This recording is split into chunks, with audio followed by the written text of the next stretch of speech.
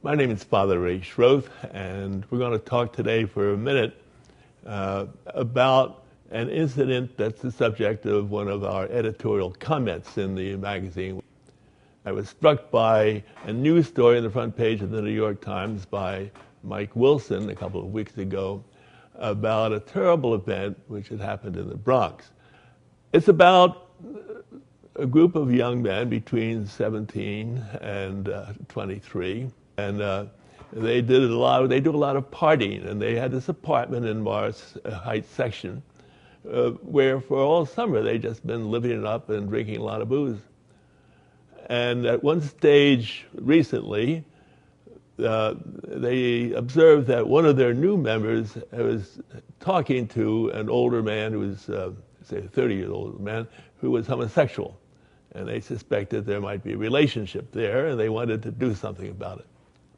So they lured the older man to a party in this apartment where they'd been hanging out, got him to bring the booze, and in a terrible night, they tortured both two 17-year-old boys who were part of their group and this older man, and at one stage forced one of the younger victims to also torture the older man.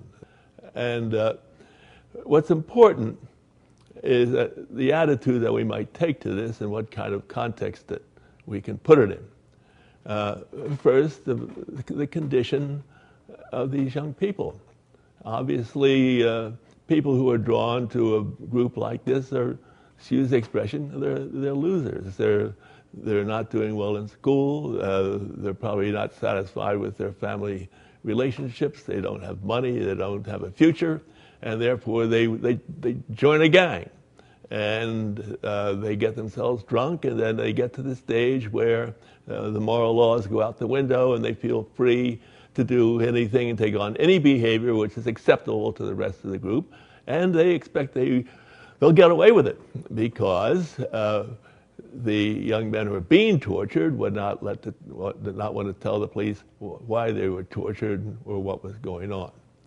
So then they've seen the brutality of groups, and then they also fear retaliation.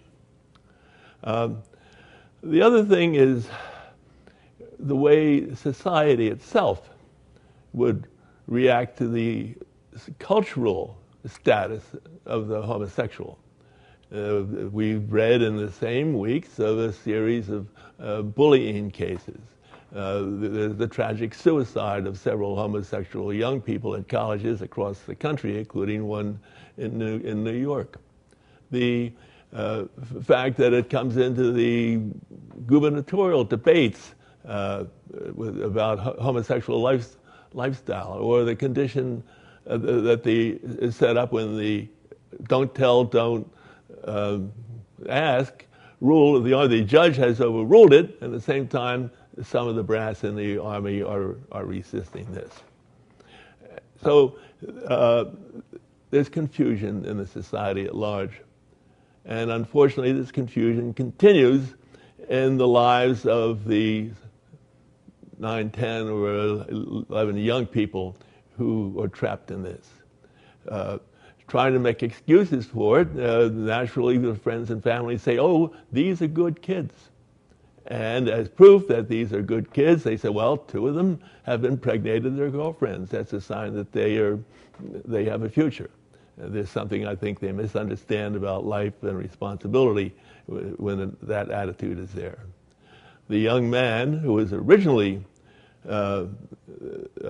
most tortured, who was the subject of this whole thing, said that the older gang members said, well, even though we've done this to you, you're still our brother.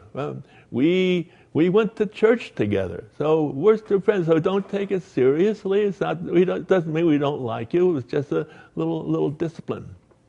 Well, a young fellow had enough brains to say, I'm through with gangs. The gangs are going to get me nowhere. We would like to see him move up to another level of understanding the whole context of what was sick and wrong and tragic about it.